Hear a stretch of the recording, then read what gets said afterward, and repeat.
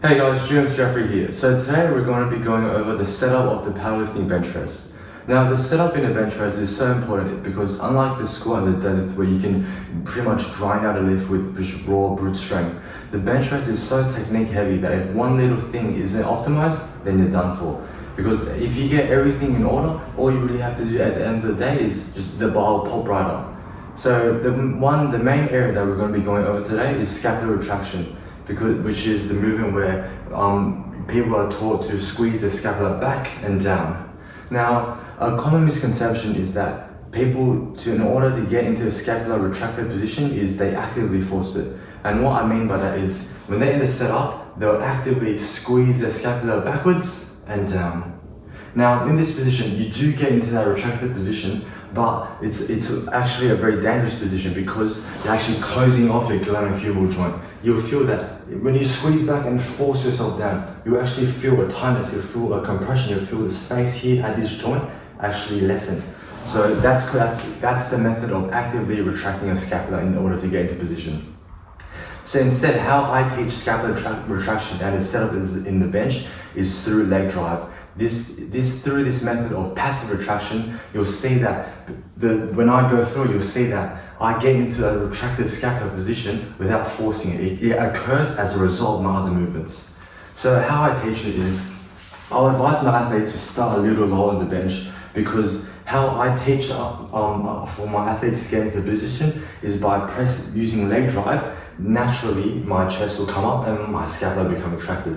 So starting a little lower down on the bench than we normally do, you'll lie down, and from this position, this gives you room to push up. Because if you start high up and you use leg drive, you'll just come off the bench. So to prepare for that, we start a little lower down.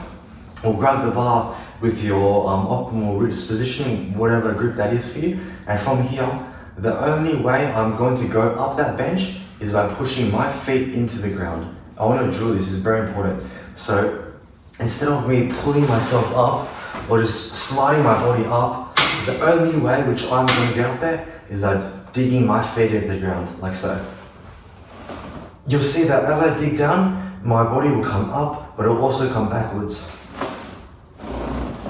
So it will look a bit like that. And you'll see that from just by pushing my feet into the ground, my chest has come up and my scapula has become retracted. That's a result of scapular retraction by a passive means. So instead of being in this setup position and actively retracting my scapula and forcing it down, where it will tighten my glenohumeral joint, instead I'm using leg drive to actively get into a retracted position and use my setup. From here, you take whatever grip width is natural for you, whatever width you want to be working at. I've just taken a pinky and ring finger grip, pretty close grip. From here, I set my glutes back down, and actually I'll bring my feet real close in, because when I come up and I do my self lift off, if my ass is above the bench and off the bench, it actually puts me in a more advantageous position. It takes the load off my shoulders, and by bringing that feet in and continuously digging my feet into the ground and using leg drive, it really takes the load off the shoulders. From here, big breath into the chest because we want to expand our diaphragm and pop that bar right off. But from here, you'll remember, set the ass back down, and then this will be your setup position. You'll see from here that my scapula is passively retracted. I haven't forced it into active retraction, because if I did, it would look like this. You'll see that when actively forcing my scapula back down, it actually puts a lot of stress on that shoulder. So by just naturally arching my chest up to meet the bars that come down, this allows for passive retraction and with that leg drive.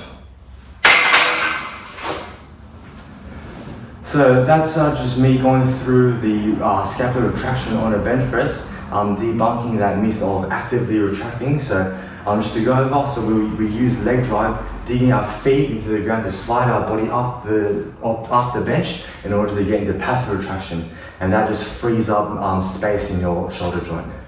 So yeah, that's it for me going through scapular retraction today. Hope that was helpful for you guys, and I'll catch you guys soon.